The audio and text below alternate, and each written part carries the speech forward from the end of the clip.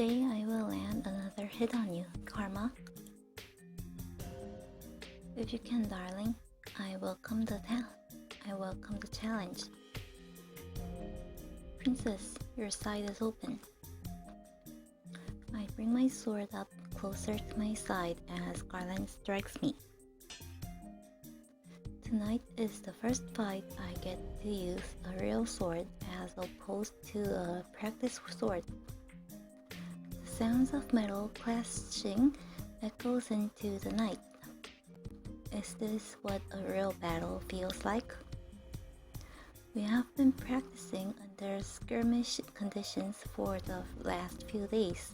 Since tomorrow is the day we enact our plan, we are doing some last-minute practice. Remember, fighting back to back is better than doing it alone. Claude dodges Durian's sword as he speaks, but I notice that he seems to be taking special care not to look in my direction. He's been fine for the last few days, but I am not sure when his pain will return. If only he would tell me what was wrong with him.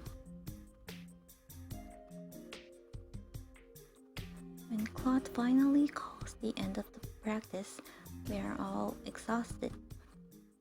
Good job, everyone. You'll all be fine tomorrow. Garland turns to face me, a soft expression on his face. And if it comes down to it, Durian and I will protect you. Garland looks over his shoulder at Claude. Both of you, that's our job as knights. I'm quite capable of protecting myself, but I do appreciate the offer. It's late. We should all get some rest. The two knights excused themselves, leaving me with Claude, who said, "You should go to bed." Princess, I have a feeling I won't sleep much tonight anyway. Be that as it may, you should still try. I'm about to retire for the night as well.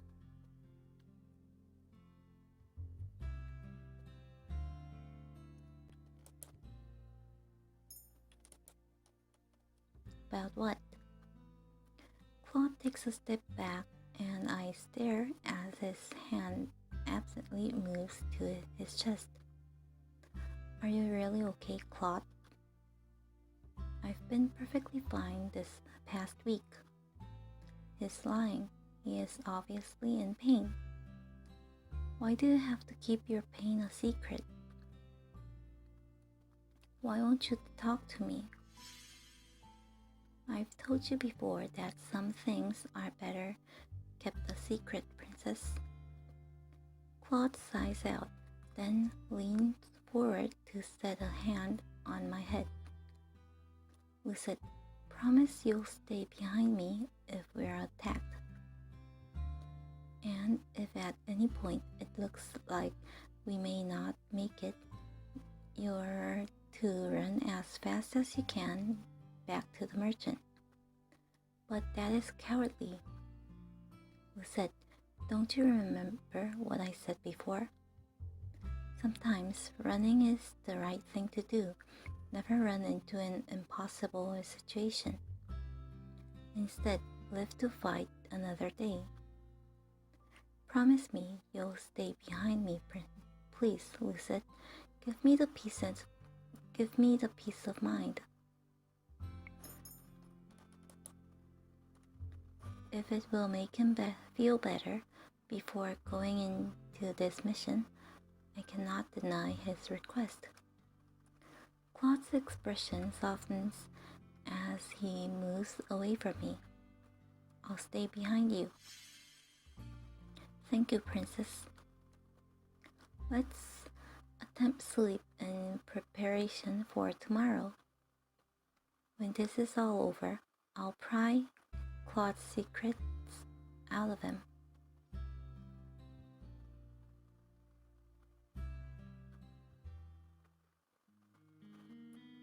It is tonight, and everyone is just about ready to go. I can't get this feeling of foreboding off my chest. Everyone is gathered close to the door, ready to see us off. Everyone except Princess. Rumpel suddenly appears, Anis coming up to stand right next to him. What are you two doing here? Well, of course we cannot. We came to wish you good luck, just like everyone else here. We'll be waiting for you tonight so that we can celebrate everyone's return. Be careful.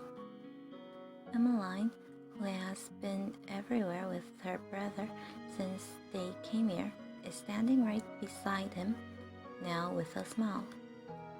I will pray for your safe return. Her smile wavers, and I can tell she is uncertain. She has the great knights of Caldera, 2 witches and a prince. She'll be fine. Rod's responses are curt as usual, but I cannot help but notice the hesitance in his voice. Even though he stares at me without expression, I think I can see a tinge of worry in his eyes. Rest assured that we will keep the princess safe. We're not going to let Alcaster get away with what he did to Angel and its royal family. Parfit steps forward last. She and Delora glance at each other, and I feel as if some secret message bounces between the two of them. Delora nods ever so slightly before Parfit turns to the rest of us. Her eyes eventually fall on me. You've changed since you've been here, Princess, but your dedication and resolve never wavers. It has always been there, just beneath the surface. Stubbornness or resolve? It is as if Parfit is able to read my thoughts. She smiles as she sets a hand on my shoulder. Your dedication is very much like King General's. You are proud and honorable, and always take steps in the right direction. That is why I know you'll be back tonight. Just as Rumpel said, we'll all be waiting for you, all of you. Stay safe tonight. I nod my head as everyone gathered around begins to repeat their hearty goodbyes. It is Delora who walks away first. We all followed behind. The night has just begun. Our way to the palace gates is uneventful, but we pause some distance away from them to take shelter in a nearby alley. There are knights everywhere. Waltz points to what looks like a regular section of the wall. There's the hidden door to the tunnels. If we time it right between the knights' patrols, we should be able to make it on my signal. Claude puts a hand on my shoulder and squeezes. It is an abrupt gesture and doesn't last long, but the motion calms my nerves somewhat. We will be fine. Our footsteps echo in the tunnel. Standing in front of me are Jurian and Garland, who are flanking Waltz. Delora stands beside me and Claude is at my back. This small tunnel makes it seem like we brought a lot of people. This way. We silently follow Waltz's instructions. How is it that Waltz knows about these tunnels? We've already taken into account that the guards and where they might be positioned based on Prince Rod's information. We should be alright. Garland and I will act as distractions if needed. Princess, leave most of the fighting to us, if there's any to be done. I know, I will only fight if I needed to. If only I wasn't cursed, I would be able to fight to my full extent. I think you're still quite capable without all of your magic, puppeteer. Oh, a compliment. It's an honor. Miss Karma. I'm only in the dress because of Durian, you know. Durian crosses her arms and cocks an eyebrow at Claude. I wouldn't fall in love with you, no matter what you say. That's what they all say. We're here. Suddenly, everyone goes quiet. I feel a lot heavier as I stare at the staircase in front of me. This should lead to the throne room.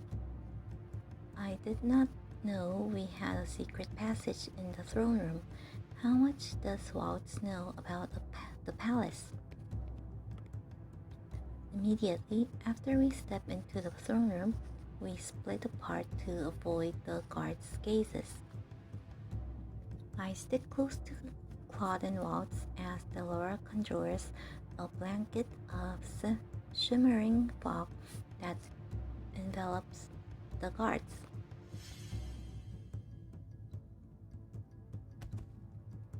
I watch as the guards' eyes close before they slump to the ground.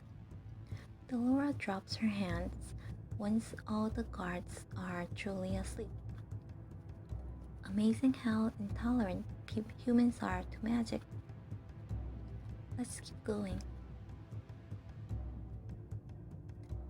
Getting through the palace is no easy feat. Hallways that were all easy to get through before are difficult to traverse now with all of the soldiers standing around. Delora casts a spell to silence our footsteps into quiet muffles, but moving is still difficult, especially with such a group. Eventually, we arrive just outside the tunnels that should lead to the castle's prison. I'll stand watch. Be careful, Waltz. I will. We enter another network of tunnels. Durian, Garland, after you. Durian glances at me briefly, and then at Claude, who nods a little stiffly.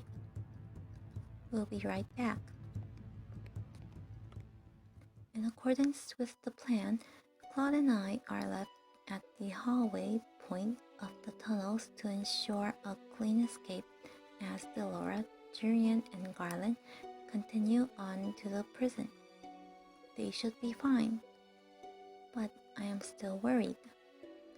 My eyes wander to Claude and I bite down on my lower lip when I notice that his hand is once again raised to his chest. I find myself reaching out to grab Claude's hand, but he swiftly pulls it away. The glare on his face takes me by surprise. Why is he so angry? Claude puts a hand to his chest and flinches as he leans on the wall. Not now. His voice sounds pained. What is he talking about? Claude? I just need some space, Princess. But I am fine. I cannot help but feel irritated at the way Claude has snapped at me. I'm sorry, I don't mean to be this way. He trails off, his eyes distant. Because of your curse, right? Most of the time he is sociable and a pleasure to talk to, but then he reverts to this state. It is like he is two different people. I cannot understand why he is like this. Why do I care so much for someone who keeps secrets? Lucette, I wish I could explain, but if I did, you would hate me. Or more accurately, you would be afraid of me. I could never be afraid of you. What is there to be afraid of? Claude wears a pained expression as he looks at me. I see him once again grabbing at the collar of his dress, looking like he's in some kind of agony. That's what she said too. Is he talking about that one woman from before, the one who didn't love him? He thinks I'm the same. I am not like her. Lucette. Claude's voice trails off at the sound of running. His hand moves quickly to the hilt of his sword, just as I reach for mine. We only relax when we see that it is Julian, Carlin, and Delora heading toward us. Why are they alone? Where are the king and the queen? They weren't in the prison. I have no idea where else they could be. Delora steps out from between the two of them, her expression somber. This doesn't bode well for us at all. We can't keep sneaking without a direction. That's a sure way to get caught. The words have just left her mouth when the alarm sounds behind us. Don't tell me it's the alarm. Everyone draws their sword weapons as Waltz appears, running toward us with a hurried expression on his face. The knights are on their way. How did they know we were here? In seconds, I hear the clinking of metal, and then there are knights upon us. We are forced to scatter to deal with different opponents. A guard rushes at me with his sword, and I somehow manage to block his attack. I should be able to win around him. The knight falls after I catch him from behind and given Claude an opening to attack him. Lucette, stay behind me. I promised I would, remember? Let's keep it that way. A smile flashes across his face, and for a few moments he seems more like Claude that I know. A knight manages to separate Claude and I, leaving me by myself. He grabs my arm. Unhand me. I watch in shock as a shimmering fog surrounds my attacker, his eyes closing as he slumps to the ground. He is only the first to fall. Seconds later, most of the knights in my immediate vicinity have fallen to the ground. I can tell by the subtle rise and fall of their chests that they are asleep. Sorry, I couldn't focus long enough to cast that spell earlier. Delora drops her hands and turns to address Waltz, Claude, and I. Head toward the entrance hall. The king must be in one of the central rooms. Julian, Garland, and I will head to the bedchambers in the east wing to look for the queen. Splitting up is not part of the plan. We don't have much of a choice anymore. If If we're going to get the king and queen out of here, we have to improvise.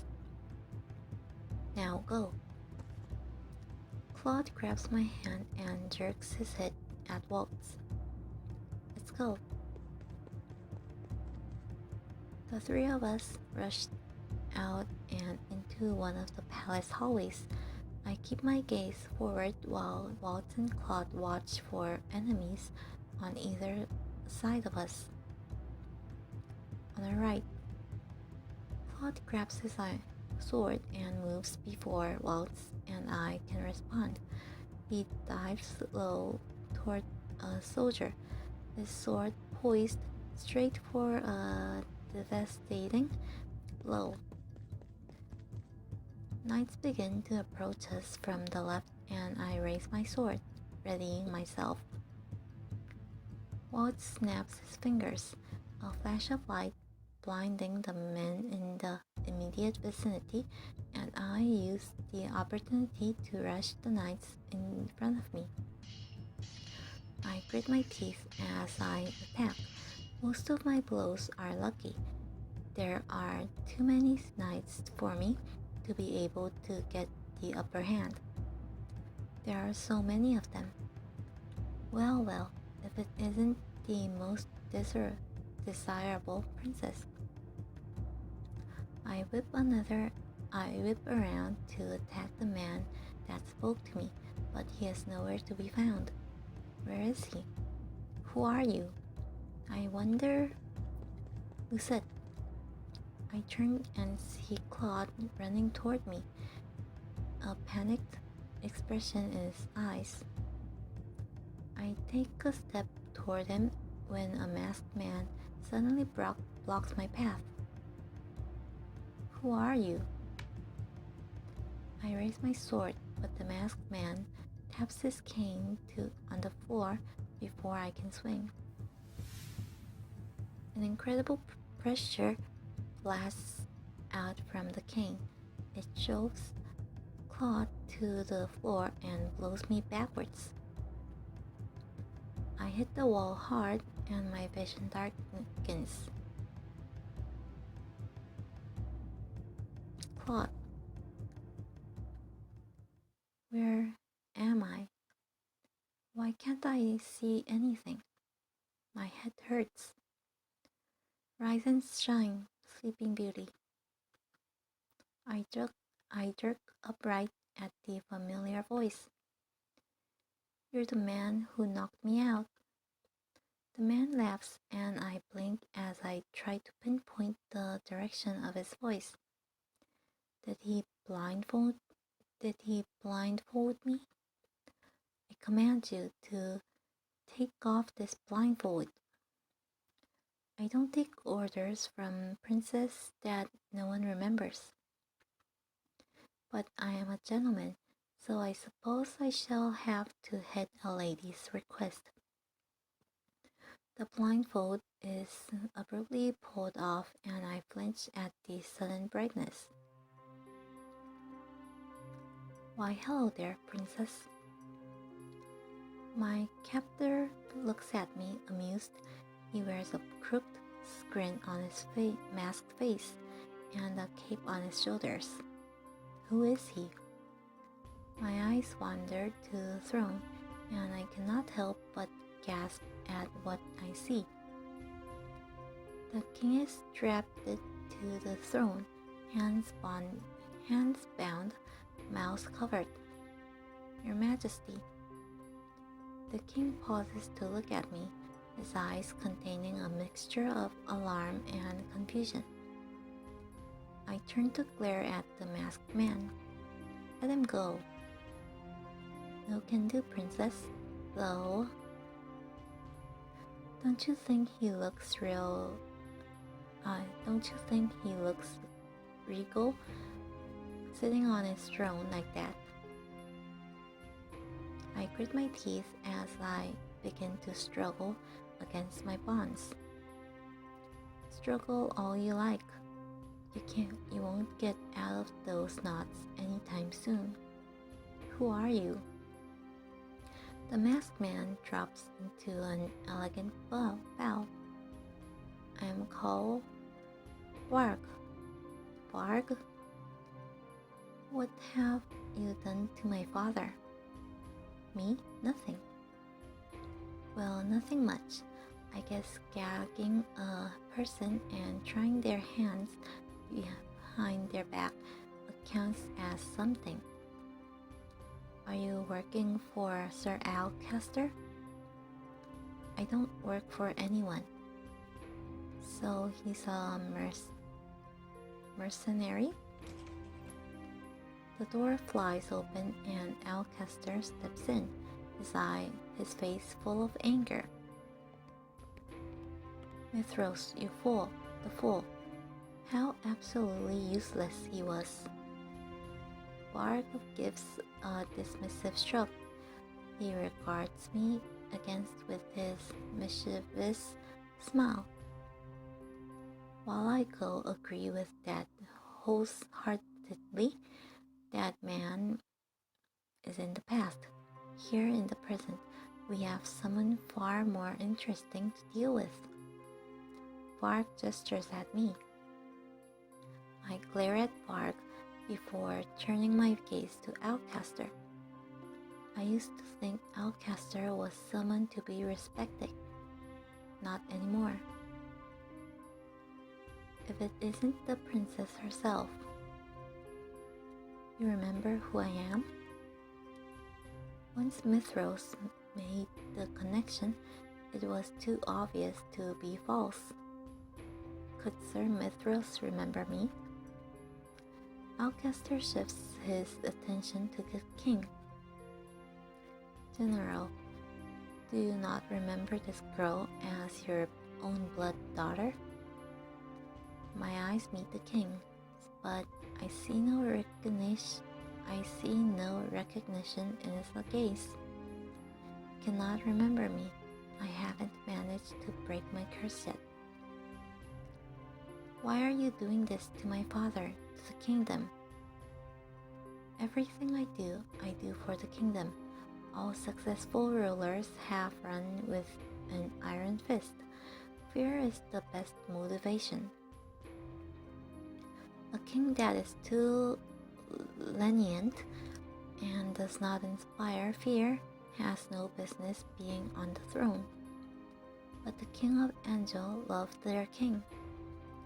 Before I had thought that the town people were despicable because they hated me. Now I understand those reasons. They may have judged me as mother's daughter, which is wrong, but that does not mean they should be subject to a regime of fear. Your obligation as a ruler is to rule the country, not the people. Back when the queen was still alive and this place knew the fear of the witches, they were far more productive.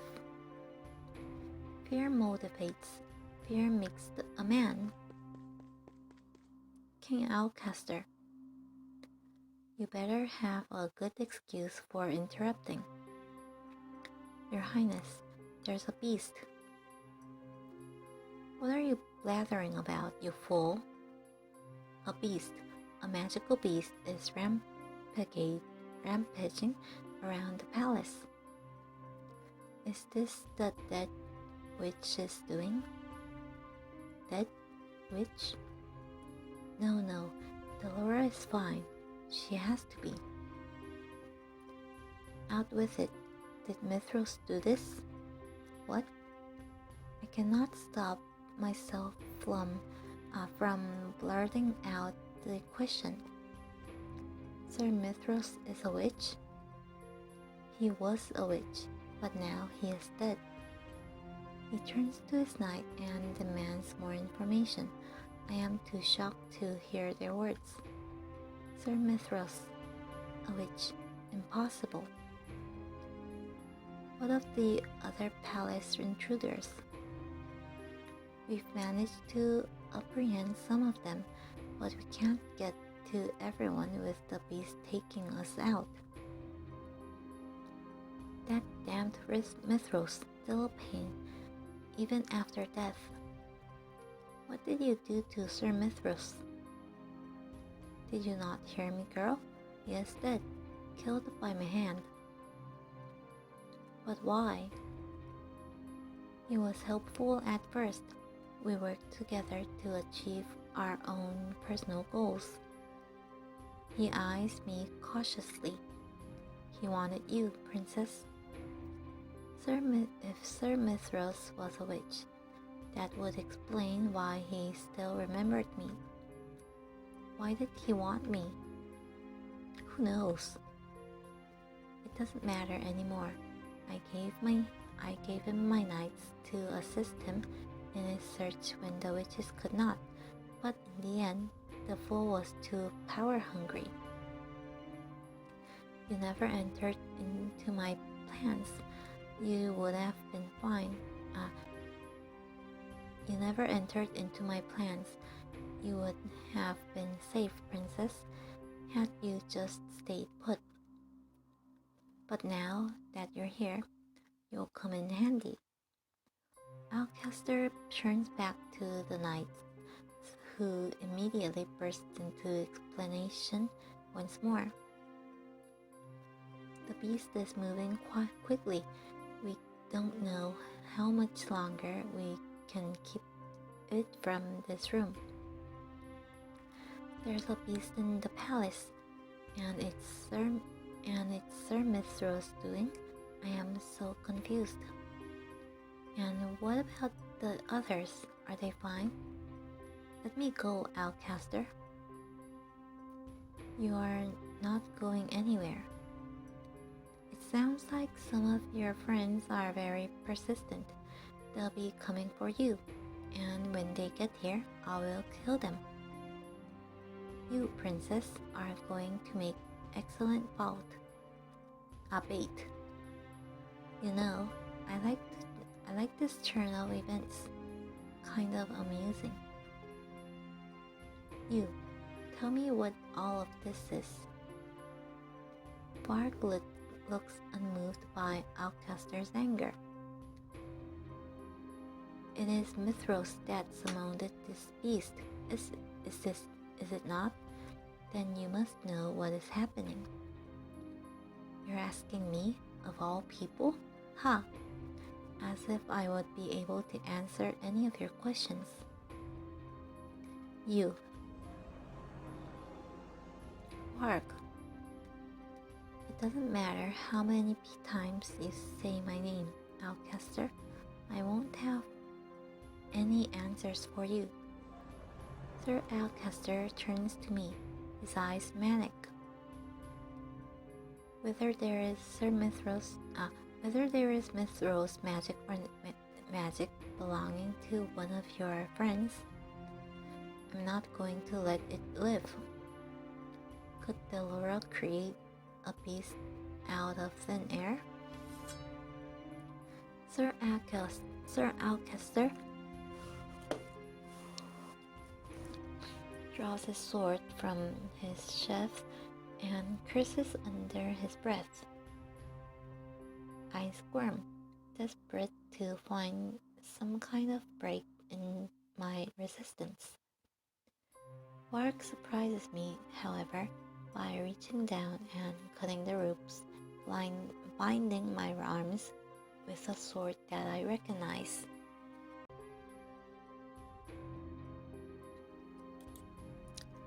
You have my sword. I stand up as quickly as I can and grab the sword from him. That was too easy. I eye Bark worryingly as his mouth twists into a smirk. What are you doing? Why are you helping me? Help? All I did was cut some ropes. Besides, I'm curious to see what you'll do with that toothpick of a sword. He talks like he doesn't care at all what happens. Don't think about it too much, princess. It's probably a little too much for your small head. I swing my sword toward him, and Varg catches it with his cane. You really think that I'm the one you should be fighting? The door cracks and falls off its hinges. The knights stumble back, and I hear screaming as loud footsteps sounds against the hall's tiles. So what will you do? Run? Hide? Or will the beast kill you too?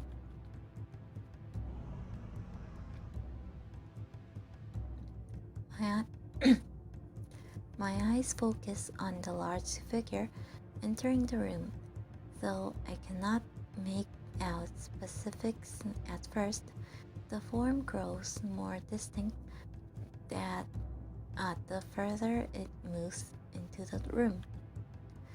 Whatever this is, I cannot fight it. There is a moment of eerie silence, and then Alcester yells, and the knights rush forward, attacking the beast as a collective.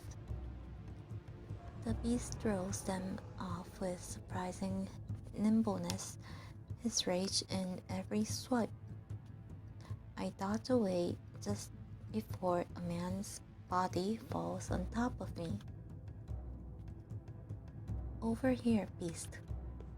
Sir Alcester rushes at the beast. I finally manage to get a clear line of sight to the king, who is still bound and helpless on the throne.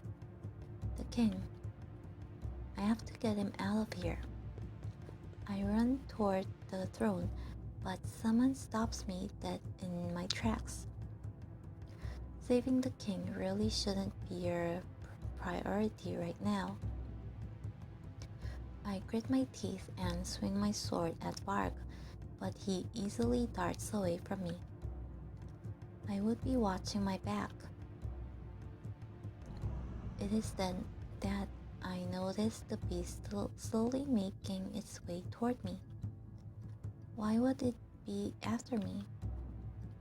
Either I stay here and fend it off, or Alcester catches the beast with a broad swipe of his sword, and the two are focused once more on each other.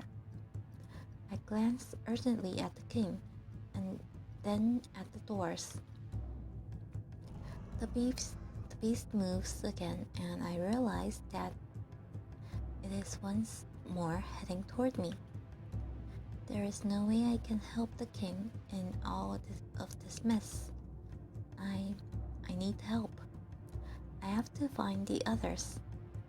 Hopefully, Alcester will keep this beast busy long enough for me to get them.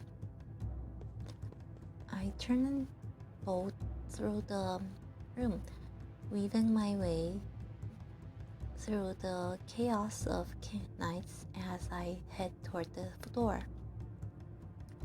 I glance over my shoulder one last time at the king.